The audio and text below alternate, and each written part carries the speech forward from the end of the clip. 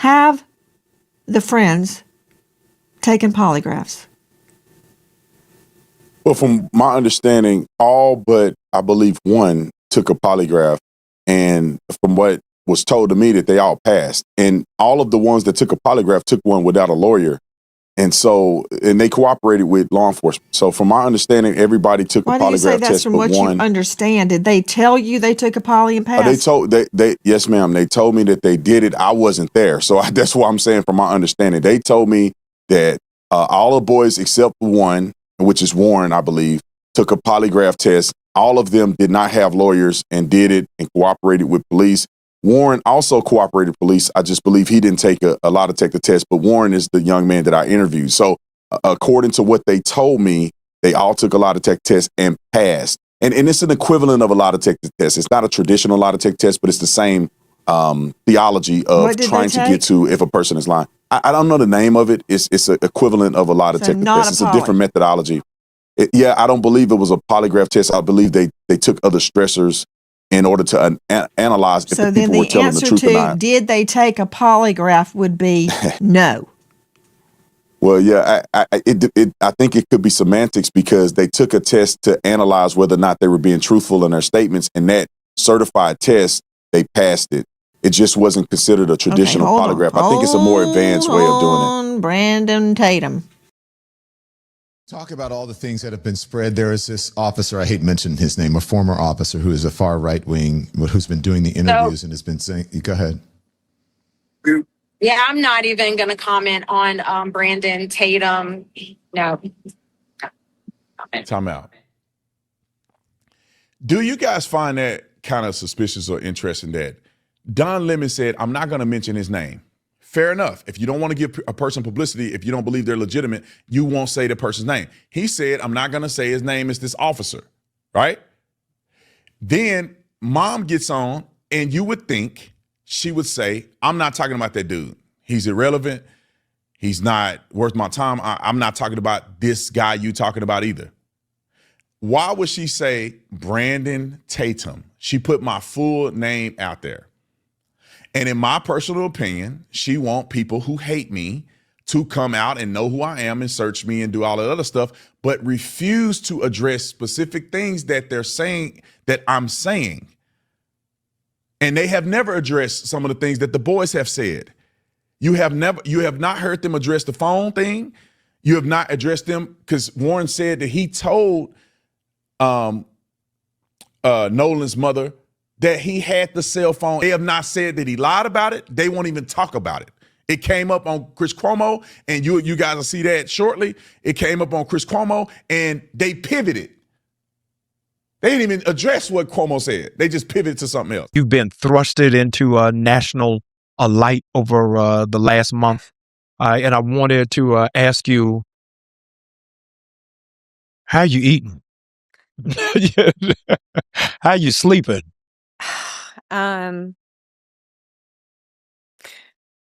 Initially, there was no sleep.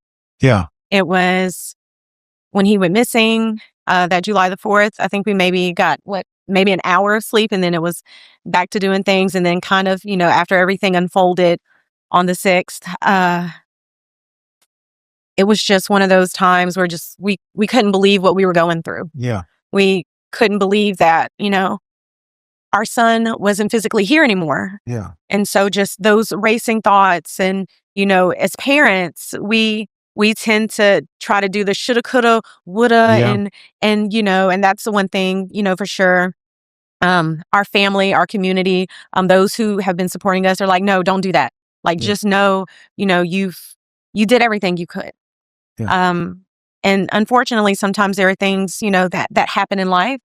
And even though we don't want them to happen, we don't have control over that. Only God does. So I wanted to commend you as a father and as a man.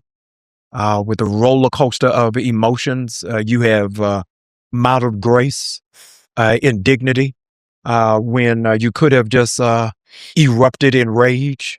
And so as a Black man and as a Black father, I wanted to first salute you and thank you for being a role model for many of us who have had to navigate and wrestle how to respond to situations that we couldn't control. I wanted to ask you, as a man, how have you been processing this? Well, first of all, I also thank you for my wife, because everything that you mentioned, I've been there. I was at that point, but she kept me grounded. And like I said, I owe so much to her for That's just keeping me at bay. But every day is a challenge. For me, knowing that, my son is not here, I won't be able to see him anymore. Yeah. I go through old text messages, old videos, just memories. The last day that I spoke to her, and it just, I break. Yeah. But at the same time, I do that in my own personal space. Yeah. Because I know I have to be that person to be strong for her and my family. So I'm working kind of like a two-sided sword, in a sense, and I'm trying my best to keep it as level as possible. But it's hard, I can imagine. But we have each other. Yeah, That's we have each beautiful. other. And that's I would say that's probably what's grounded us, in a sense. Because I know early on, when there was so much anger and emotions were high, I literally was like, look, if you allow that anger to consume you, Yeah. and if you act out irrationally, even for a moment, because we're hurting so bad, I was like, I can't do this by myself. Yeah. Like, I can't lay our child to rest, still wear the hats we have to wear as adults and parents. Yeah. And then, like, I can't be by myself. So I want to say thank you It's beautiful. for hearing me, Wow. because I know how hard it's been for you. I know people have kind of focused in on me, but Yeah. I always say he's grieving just as much That's as right. I am. That was just as much his child Yes. as it was mine. There is something important happening in this interview that can easily get lost. For most of us, Nolan Wells entered our lives as a case, a name, a timeline, a question about what happened on Horn Island. But for these two people, there was an entire life before any of that. There were text messages, football conversations, family arguments, inside jokes, and ordinary days they had no reason to believe would ever become precious evidence of a life that suddenly stopped. Listen to the way his father talks about going back through old messages and videos. That isn't somebody reviewing a case file. That's a parent trying to find his son in the pieces that are still left.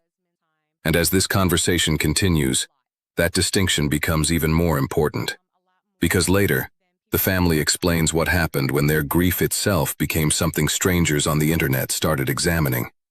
And that's where this story takes a very different turn. How'd y'all meet? That's what we, I don't know if y'all old enough to remember this show, Love Connection. Yeah.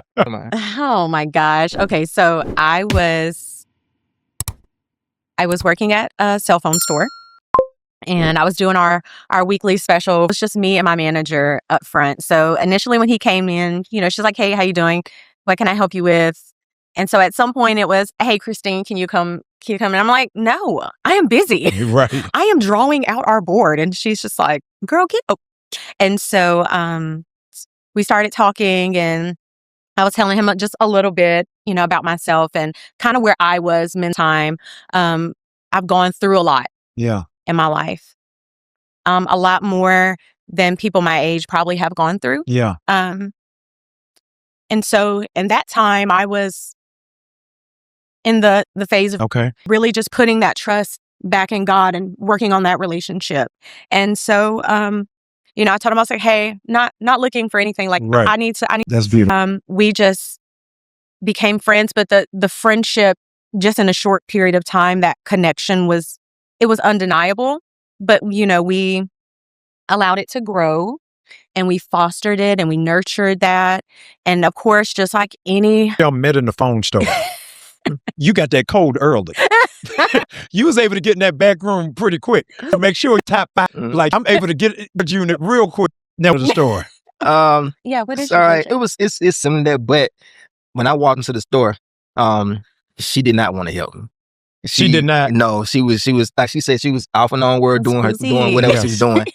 But yeah, she did not want to help me. And then, but I wouldn't like mess with her and say like, well, if you didn't help me today, we wouldn't be here today. And she was like, yeah, you're right. So, but yeah, she didn't want to help me at all, man. You were God was setting you up. I did not. And you know, it's so funny as I always tell him, he still has the card that has my personal. I never gave my personal cell number out. I still got the card. Yeah, still has that card. And to this day, I'm like, then there was a next tale. Oh my God. Y'all been together a long time. Yeah. The funny story is I had just moved back home because I was living up here in Atlanta. Oh, wow. Trained for a little while at the gym because I'm training for y'all. So are both of you? Yes. I'm technically not. Were you from high school? Okay. I did. I always like to joke and say I'm a transplant. So I was born in the Philippines. That's where my mom's family is from. But my father's family is from. Okay. But I've been here long enough. But I always like to say. No, I got it. I wanted to ask because people have a different perspective of Mississippi, not in Atlanta. So about Mississippi, my head is going directly to Mississippi. I'm going to turn left and deal with Emmett Till. And I wanted to ask, in 2026, what is it like being Black living in? I would say that you would hope that in 2026, right? You would hope that racially things would. Yeah. And this is where I find, because I personally subjects. But when you have a state like Mississippi that has such a complex history, especially when we start talking about race, it's one of those things you cannot forget, right? Why it's important to teach actual history. So then we know, okay, where are we going from here? Yeah. How can we improve things? Because I to simply just remove things or not think about it. And that's a whole other issue is because it doesn't affect me, I don't worry about that. Yes. But that's the thing when in the Bible, when it says love thy neighbor, right? That's how you love me, is being concerned about their well-being, their health, things that they need. Yeah. So in a state like Mississippi that has the history it has, sometimes you don't want to think negatively, right? You always want to, and maybe this is just the way I was raised. Yeah. You want to try to be positive and see the good in things, but there's always that little part of you that's like, I really hope this isn't what I know it could potentially be. Right. And so in raising our children, we were very open and honest about those things, especially because the way I was raised. So my mother's Filipino, but my grandmother, my paternal grandmother, she is. Oh, wow. Now that I'm kind of getting this blowback and people are saying, oh, you're racist. I'm like, well, first of all, do you understand the definition? Yeah. But then two, again, I was raised that, hey, and this is a Mississippi. So you were heavy into church when we were younger. And it was always one of those, love and show respect until that person shows you otherwise, but also to having that discernment. Yeah. And that's the thing when you're building a relationship, you can't just take that person for face value. You have to understand who they are, not just, on the outside, like where are they at? And those are the things that he and I have tried to teach our kids. We've instilled in our children. But of course, when children get older, they're going to make their own decisions, but it's the hope that they're always going to do what's. Yeah. You all have how many children? So we have 6 children. 6. The youngest is how old? 15. 15. So walk me through, because so much of the focus has been on, but not really seeing that this is not just. Absolutely. Walk us through how the siblings are dealing with this, not just in the grief, but because they are with social media. Are y'all having to pull them back? So I'm so glad you asked this because in passing, of course, we kind of see little comments and a lot of people are like, well, what about the siblings? You guys don't ever, but this is the thing. And that's done, intentionally. Yeah. Our goal is to always protect them, even though 3 of them are adults. Yeah. We still want to provide that protection. That's great. They try to stay away from social media. Yeah. One of our kiddos is in therapy. The oldest is in therapy and kind of just dealing with those emotions because, again, they lost a brother. That wasn't just their brother. That was their friend. That was the person, that kept some of their secrets, you Yeah. know. How's it been for the youngest going back to school? So it's one thing to be able to. So for Yeah. them, one question we ask, but we don't ask like every day is, how are you feeling? Yeah. I like to ask, is there something we can do? Yeah. Is there someplace we can take you? Is there something you need us to get for you? Yeah. Because sometimes simply just asking, are you okay? Or how are you feeling? Because children at that age, they can't always fully express themselves verbally on what they're feeling. Yeah. So, asking what can we do for you sometimes is a little bit better because that gives them an outlet. But I'm gonna let Mo answer. Come on, Mo. As far as the youngest, he's been busy. So Mhm. school has started. Yeah. They're practicing early in the morning, so that keeps them busy. So school and football is keeping them busy, and he's more focused now Mhm. because over the summer, him and Nolan, their bond got stronger because they wow. both play the same position, yeah. receiver. Mhm. Yeah. So Nolan was teaching him stuff, and he was understanding the things that he was teaching them to get better. So his focus has gotten laser sharp. He really wants to do good, not just for himself, but to make his brother proud. And he's constantly telling his mom that I'm gonna do it for you and you guys and Nolan. So he's really focused on having. I have no doubt in my mind he's gonna be great. No, So like I absolutely. said, it's this fire inside of him that burns, that he wants to be the best. He wants to be better than his brother, but that's kind of like iron sharpens iron. No, it's You good. know, the competition makes them better. And with Did this you play happening, sports? yes, sir. Yes, sir. I played football all my life. Actually, I was told that when I was born, I was tossed through the house like football. Yeah. Because all my uncles played, and they just kind of tossed me out of the house. My Yeah. mom playing catch. So, I've been playing football all my life. Just kind of following the family tradition. I had 3 uncles to play in the NFL, so I didn't make it to the NFL. I went to some camps and everything, but Yeah. the knowledge that I learned, I was passing it down to my kids, No, it's so great. they would have a better chance because I didn't have no one there telling me do this, do this, do this. I had to learn on my own. Yeah. But with me, I was passing what I learned over the years down to them to better their chances. That's beautiful.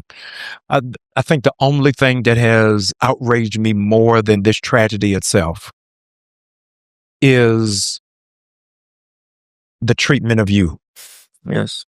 I'm dizzied by it. So that, it's compounding the pain. Yeah. To have 1, the loss of a child, 2, to be thrust into cameras on a daily basis. People got an attitude, if you eat ice cream, how dare you eat ice cream? How now? dare I go to the store? Yeah. How dare I smile? Right. Yeah. And I wild. wanted to jump around for just a moment and talk about how this is impacting you professionally, Yeah. outside of just being a parent. Now everybody is on Yelp giving nurse reviews. I don't even know where this has come from. Mhm. It's When you first saw it, what was going through your mind? it's funny because, and this is what I mean by discernment. Yes. I have always been someone who was just very in tuned, not just with myself, but people, situations. And that night before it hit the internet, we were in bed, Mhm. and I was like, they're going to come for my career. You said that. I told them, I was like, they're going to come for my career. I don't know if it is going to be now, in a few weeks, in a few months. I said, but I'm telling you, they are going to come for my career. And when I say they, I'm not talking about any specific group of people, just people who don't like the fact that we are just wanting answers. We're Yes. just wanting the truth. Can you imagine to be insulted that you want answers and closure about your son? I say it all the time. All we did was ask a question. Yes. We asked a question that any good, loving, caring parent or parents Yeah. would ask if something like this happened.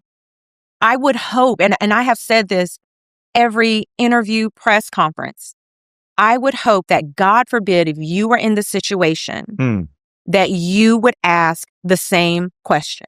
You would want to know, because when you are left with your child is gone. Yes. We can't answer what happened, when it happened. We can't answer any of these questions.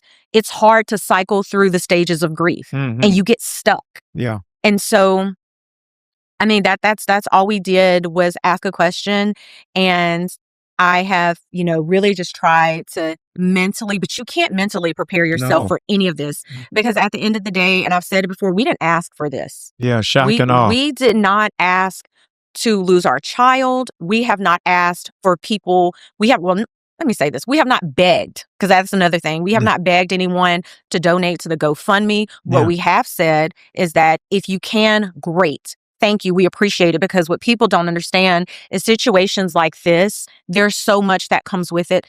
Elmore and I have not been to work since early July. Yeah. That first week, we've not been to work.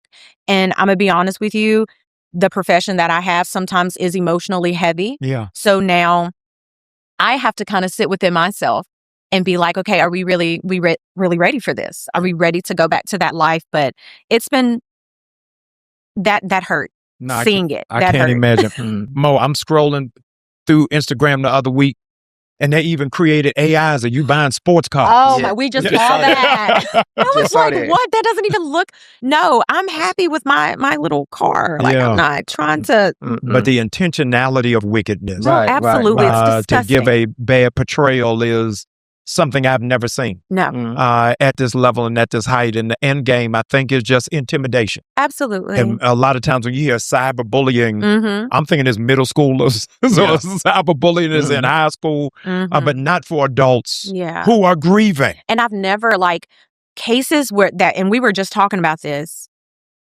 cases similar to ours. I've never seen this. I've never seen that. And it's, the cyberbullying component of it. Yeah. And so, and I hate to say it, but it's so sad. Like sometimes it takes you to a place. Mm. And so as I'm sitting here experiencing this, Yeah. I think about kids, Mhm. particularly in our community. Her name was Aubrey Wyatt. I think about those situations and I'm like, my God, feel like sometimes I'm barely holding on. Wow. This, just thinking from a child's perspective who hasn't been through life, who hasn't been through anything, to know that they would have to endure something like this, because this stuff is taught. Mhm. You're not and that's why as parents, we have to be careful, because you guys, this is not cool. Bullying other people. If you have children, your children are going to see this at some point. Oh, no, for sure. And then that carries over to, how they're going to behave and how they're going to treat others. This is one of the strangest consequences of a case becoming national news. People stop simply asking what happened and start judging how the family is supposed to behave while waiting for the answer. Should they smile? Should they work? Should they go outside? Should they accept donations? Should they appear angry? Should they appear calm? And eventually, every normal human action gets interpreted as evidence of something. Now, that doesn't mean public figures or public fundraising are beyond legitimate questions. Facts can be questioned, statements can be checked, money can be accounted for. But there is a major difference between investigating a fact and trying to measure whether somebody is grieving correctly. And the parents are saying that pressure has moved beyond social media and into their real lives, even into Christine's professional world. But what's interesting is that despite all of that noise, they keep returning to the same explanation. They say they started asking questions because they did not believe they had enough answers about Nolan. And soon, the interview gets much more specific about why that distrust began. Yeah. What, I lost my mother almost 2 years ago. I'm so sorry. And as a pastor, I had to wrestle with why God allowed in his permissive will. My mother worked in church her whole life. If you wanted a prayer through, take it to my mother. Yeah. And then you add to that, my mother passed 45 days before my wedding. Oh. And I cried at my wedding. I told my wife, I have one side of my face with tears. I'm happy about getting married. The other side of my face, I'm crying because I looked on that front row and my mother wasn't there. Tell me about how your prayer life has been. How are you talking to God, and what are you saying to God in these moments of trying to keep your faith and trying to keep your focus and trying to keep your grounding. And you got to have them days where you Jesus on the cross. My God, why have you forsaken me? What, of all the people on the planet, how did you pick my baby boy? It's been, the prayers have been very interesting. Yeah. They've been very interesting. And I've always been one, and this is something I tell my patients who've gone through grief, if you are of faith, if you are a person of faith, I was like, please understand that God knows. He's what we're going through. So in that moment, if you need to question and you need to ask, understand that you're not doing anything wrong. That's right. And I've done a lot of that. I've done why take away this person, this child who only wanted the best for people, who is this light, who always wanted people to be who we need more of. And I'm just like, why did you have to take him? But then too, the circumstances, like us having to go, like, it's been hard. It's been very hard. But at the same time as I'm asking why, I'm also saying thank you. Yeah. Thank you for blessing us to be his parents, for giving us this child who united so many people of different races and faiths, not just in the U.S., but, messages. I'm thankful for that. But it doesn't take away the hurt. No, this is no longer your family issue. It's not even any longer a Mississippi issue. It has become an American issue. And I want to enlarge because you have both Black DNA and Filipino DNA. And it could be any of our children. And so has the Filipino community said any? They have in support. We're also, I think, getting some things lined up with an organization as well. I've had some of the Filipino creators, and I think one in particular, he has done so many videos. Can't remember his name. Yeah. But just advocating, advocating for justice. That's great. For answers, which again, at the end of the day, I don't care about the rest. Yeah. You can say what you want to say about me. You can try to tear me down, but that is not going to take my voice away. Yeah. You're not going to break me to where I can't advocate for my child. Yes. It's not happening. And by the grace of God, we will get answers and we will get justice. You will. For those who don't watch Law and Order, they've missed a couple of episodes of Judge Judy. They're too young to know Hill Street Blues. Give us a crash course, either one of you, on why you want the DOJ to get involved. Well, from the beginning, just premature statements before an investigation was made. Yeah. That, along with stuff that was told to us, which was out of character, but the premature statements, and then just the way that people were moving, it didn't seem trustworthy. And my wife that day, she pulled me to the side and she said a prayer that whoever needs to come into our life to help us navigate this, to bring them forth. And he brought us Ben Crump and his team. And let me say this, because I've seen this too. His team never reached out to us. Attorney Crump. Attorney Crump's team, where's the camera? Attorney Crump's team did not reach out to us. Yes. What it was is when we were at Lake Mars, and he and I sat there, and I said that prayer, and then we went to the coroner's office and the whole thing, and finally we made it back home. Things were already set in motion. My wonderful friend group, they were like Johnny on the spot. That's great. That next morning, it was, hey, look, I have this, this, and this. Boom, boom, boom. I'm not going to say her name because I don't need her getting bullied either, because apparently my nail tech got bullied. Wow. Yeah, nail tech. It's a good thing your husband don't have a barber. 'Cause his barber would have I got do, it. but And let me say this: I don't his think- barber was the first one to cut Nolan's hair. I just want to put that out there too. Yeah. There have been other reports. There's only been one person for the longest who ever touched Nolan's head, and then the guy that has come in the last couple of years still in the same shop. Nolan has only been to that Wow. one. All of our boys. Oh, you do have a barber? Yes. Oh, I was We're giving not you a gonna hard say his name. time. Yes, I had No, I some. was looking at his bald head. I thought it Yeah. was a DIY. You No, doing it at no, home. I was trying to hold on. Yeah, I'm right with you, I'm trying to brother. hold on. No shade. I'm right with you. We fighting to keep it alive. Yes, Nothing sir. wrong Yes, with that. sir. Y'all keep on fighting. I Yeah. believe in you. Yes. No. But yeah, Thank no, you. he Attorney Crump's team did not reach out to us. Again, God set things up for us. Yeah. He, be careful what you pray for. Yeah. Good, but I'm thankful. I'm thankful that in that moment, after we heard a body Yes. had been recovered, faith was still strong enough at that time to be able to be like, look, I know you're hurting, Yes. but I'm here. Yeah. And I have told him time and time again, even in the worst moments, that peace and that love, Yes. I can still feel that. Oh, that's Doesn't take beautiful. away the hurt, Yeah. but I know God got us. And I know he don't play about us. Now the conversation has crossed an important line. Up until this point, much of what we've heard has been about grief, public criticism, faith, and the way this family has been coping. But this part is different. Now we're talking about why Nolan's parents say they lost confidence in the original process. They point to what they describe as premature statements and decisions that made them uncomfortable.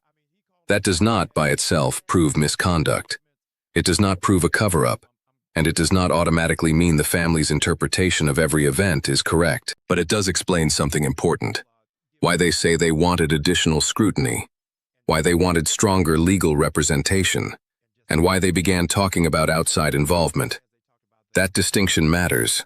There is a difference between saying, we can prove something improper happened, and saying, we don't trust that everything was examined deeply enough. The second is what the family is describing here. And from this point forward, the central question becomes bigger than who supports which side online. What information would actually restore confidence in what happened to Nolan? Because after this, the conversation stops talking about the controversy for a while, and finally gives us something that may be even more important, who Nolan actually was.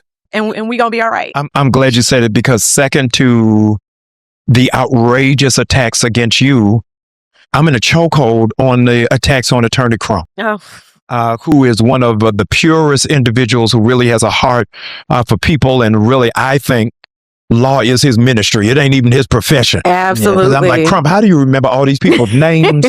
I mean, he called them like he a Baptist pastor, Yes. just giving the announcements, and has really been committed. So I'm grateful for you to do it. Absolutely. There's been a trend on Instagram where people are giving their phones to 4-year-olds and describing who is their favorite person, and just seeing the kid light up as they talked about them. I want you not as describing the tragedy or the 4th of July or the boat or the island. I want you to take a moment, both of you, to just describe your son. Talk about your son, who he is, who you saw him becoming. What were your hopes? What were your prayers? What was his personality like? A lot of people have reduced him to a hashtag or to an incident, and I want you to tell us about who he was as a young man.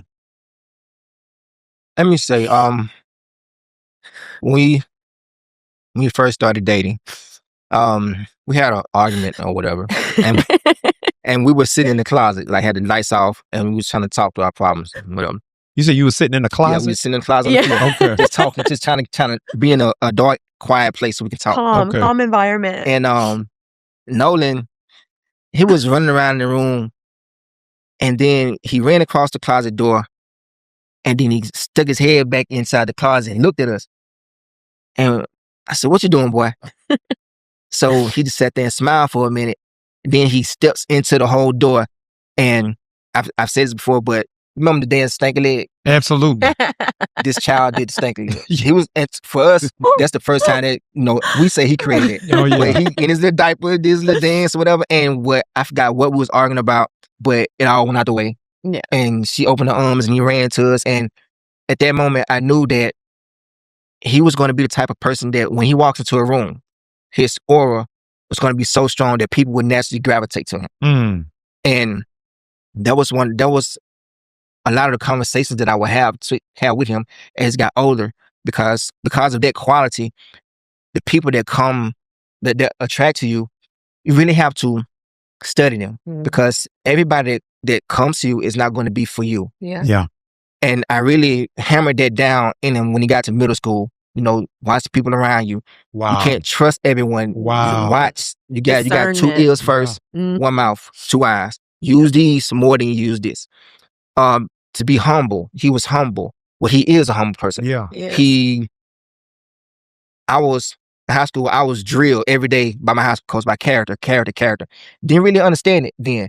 But as I got older and got into college, I appreciate that coach for drilling that in me by character.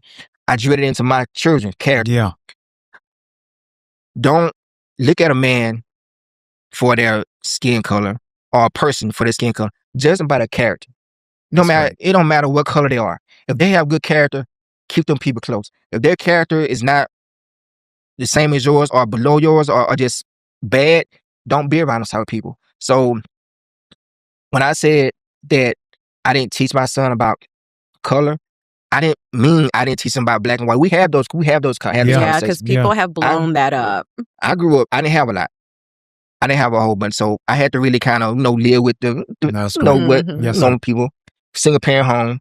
But I'm talking to judge people by their character, not by skin color, because people are fickle by anything. And you see all the time families separate because this family member did this. Now everybody in the family is mad. And then you have this outsider who acts more like a family member than your own brother. So I always taught them to judge people by their character. So when people say, I'm telling my son not to judge, I see color is not that. I'm telling my son to judge you by character and keep a small circle.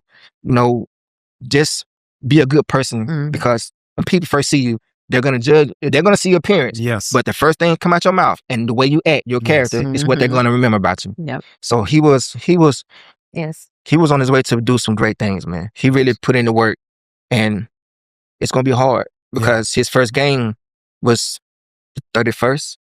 Would have been his first game. Yeah. So, Yeah. Mom, tell us about your son.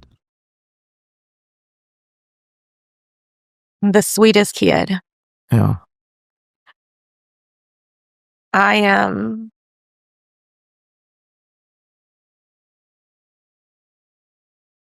I'm gonna miss his big, beautiful smile. Yeah. No, that's great. He's just, and I've always said it, he just had this ease about him. Yeah. He was able to just make people feel so comfortable. They didn't have to worry about him casting judgment on them. He was just a great kid. That's beautiful. He's a great kid. And he really did. Like when I say he wanted the best for everybody, like even us as his parents, even though we were much older, Yeah. just your biggest cheerleader. No, that's great. Nolan is the person that you would want to meet every lifetime. Wow. You would want in your corner for every part of your life. Yeah. And that's if you were genuinely his friend and if you genuinely loved him. Because this is the thing, Nolan was going to always be kind. Like he just had a very gentle spirit about him. No, that's great. And I always say, he really was the best parts of me. Wow. And now we don't have that Yeah. physically here. Yes. What an incredible memory, an incredible legacy. I want to, Nolan was 5 of the 6. He's the knee baby. Right. He was number 4. Number 4. Yeah, number 4. Okay. So tell me how Dad and Mom, do you navigate for these younger 2 to not be hyper paranoid, hyper vigilant? Are you in a space where you're okay for them to go out, or you now having to be mother hen? I was already mama hen, like, and it's funny because like even the kids would obsess over Life 360, like watching us. Yes. This was something Nolan did a lot too. He would call, hey, Ma, yes, baby. What's up? What's going on? What you doing? Nolan, I know you're looking at like 360 right now. Where am I at? No, I'm not. But hey, since you're out, can you bring me da? Right. Like, it's just, gosh, gonna miss that kid. Like, going to miss him. He just was just so naturally funny. And, being able to raise an incredible child. Wow. Is a blessing of its own. That's beautiful. Dad going to college, what was he wanting to major in? What did he want to aspire to be? It actually changed. It changed. I really think he was wanting to do something with broadcast and media because he did that in high school. He was part of this group called GTV or something, but they taught him how to, do videos, edit videos, and that's why he was helping his mom edit when she was doing her stuff online. I didn't want to do social and media. stuff. He made me. But he was really, I think, was going to be something in media. Yeah. After he got done with his playing career. Yeah. Like I said before, he from the time he got home in May, whenever it was. Yeah, May. He was training. I set him up with trainers to work out. So that whole month of June and July, he was training because his thing was that come December, I'm going to be out of there. I'm going to be somewhere else. Your mom, we're not going to worry about anything. Yeah, that was his big thing. Always, mom and dad, when I make it, y'all don't have to worry about nothing. He always said that. I'm going to take care of y'all. You don't have to worry about going to work. I'm going to retire you. He even said his auntie, my sister, he's going to retire her too. Yeah.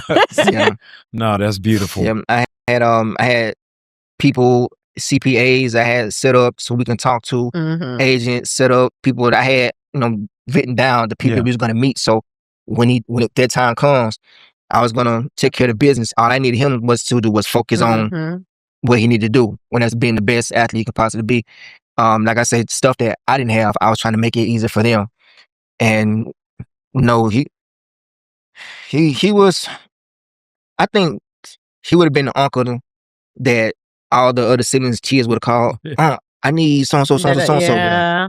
Okay, well, send me this and that. Or send me this and I send it to you. And then the sibling called, why did you get them? Well, they called and asked me for it. He would have been like the uncle, the cool uncle. Yes. But yeah, he was. But that'll be sad not to see. Yeah. Not to see, because whenever the time came, he wanted to be that family man. And his two I attribute daughters. that to three. I attribute that to him. Yeah. Because when you're blessed to see what a healthy marriage looks like, because we would have disagreements, but one thing we always said is we never want to get to a point where in front of our kids we're just really going at it. We want to talk about it, right?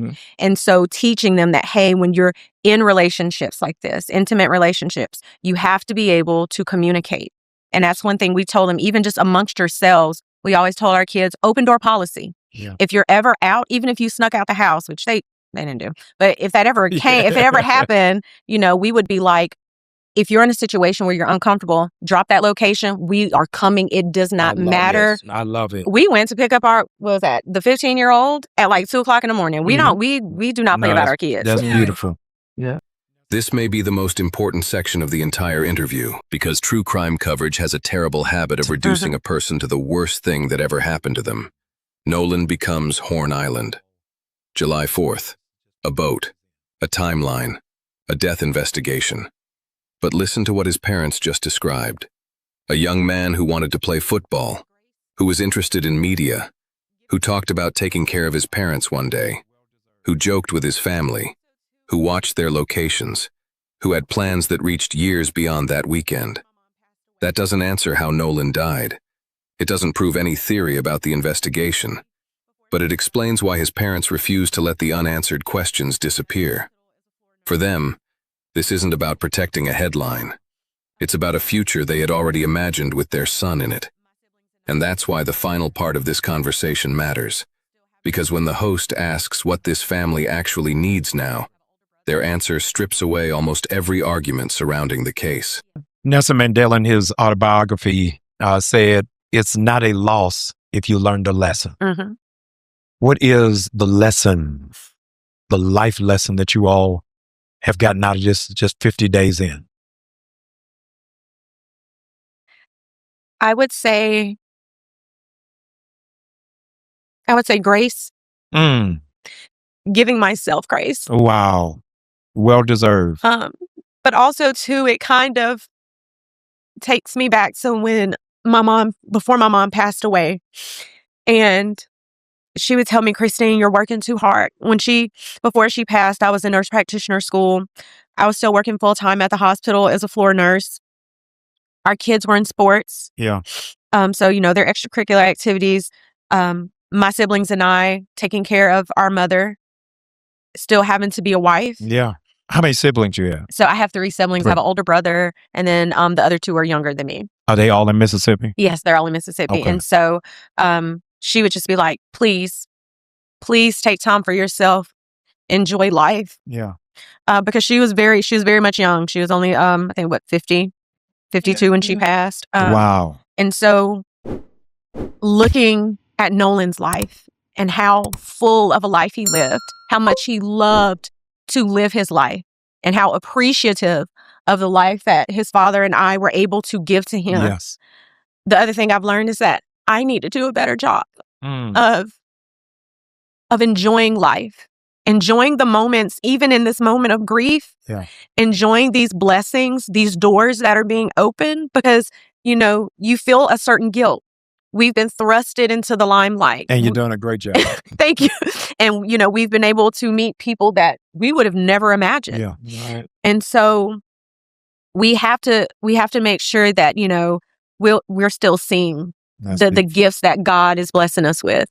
No, that's great. Yesterday would have been your son's 19th birthday. I'm going to throw something in the air. We don't know, but I'm going to ask you, just so we have a sense of knowing him better. What do you think he would have asked you for? Money. Money. He would have wanted his cake. He wanted his cake. Because that was the thing, my mom, when she said, no matter what, no matter how old you are, you always get a birthday cake. He would have wanted some Lululemon. Oh my gosh. I don't know why that clothing brand, but he liked the Lulu. He loved Lululemon. And just being around friends, friends and family. Yeah. Family first, then go hang out with his friends, which any teenage kid would do. Yeah. It's millions of people around the country, around the world who are watching you, and they're sending love, light. Yes. What do you need most in this moment from the community? Most in this moment, I would say just continue the prayers. Like when I say that alone, that's the thing you have to remember. It may not be our time, but it's God's time. Yeah. But if we stay faithful in prayer and we stay faithful in hope, knowing that God is going to take care of things, we'll be okay. So prayer. And like we said before, if you can, the GoFundMe is very much still open. Yes. That is appreciated. But if not, prayers are just as good. Yes. No, that's beautiful.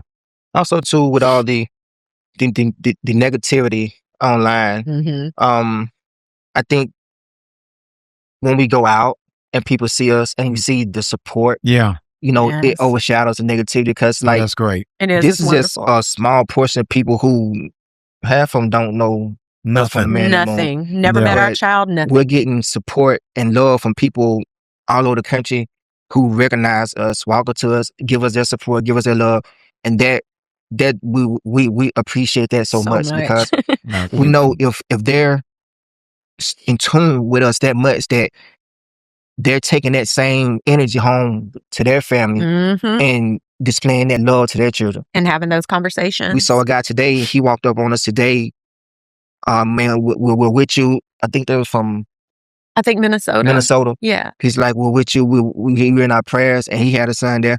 And when I saw his son, he looked around the same age as Nolan. Yeah. And at the end, when we got ready to go our separate ways, I told him, look, whatever you do, hug him, tell your son you love him, man. That's beautiful. It might feel a certain way, but hug him and tell him you love him.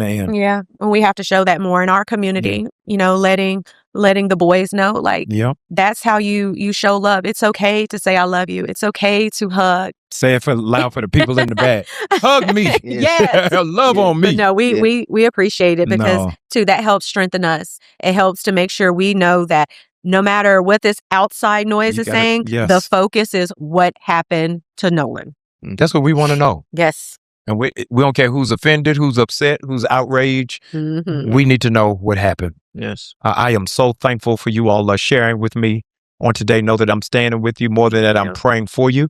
And I'm believing at the end that God is going to release peace for you to get to this next chapter. And I'm praying for the baby too. The two babies left that God Yes. will cover and that God will groom them. We Absolutely. pray for all of you who have had the unfortunate, unnatural Mhm. experience of having to bury your own child. I pray that God will stand with you. We're going to be standing with this family, standing with Attorney Crump as we find out more. We'll let you know what is at stake because all is on the line. You're watching the Jamal Bryant podcast. Let's be clear. And there it is. After almost an hour of conversation, after the criticism, the GoFundMe debate, the attacks online, the questions about attorneys, the discussion about race, the prayers, the memories, and everything this family has been forced to defend, they bring it back to one sentence. What happened to Nolan? And maybe that is the most important way to end this. Because people can argue endlessly about personalities. They can argue about media coverage. They can argue about whether they agree with every decision this family has made. But none of those arguments answers the central questions surrounding Nolan's death. The family says that is what they want clarified. So the next meaningful development won't be another viral argument. It will be evidence, a verified timeline, a confirmed medical conclusion, a witness account that can be tested, a document that answers something investigators and the family still don't know. Until then, emotion can tell us how devastating this has been, but only evidence can tell us what happened. So if one question could be answered tomorrow, which would move this case forward the most? Where Nolan was during the final hours, how he entered the water, or the official cause and manner of death. Because once one of those pieces becomes clear, the entire story may look different.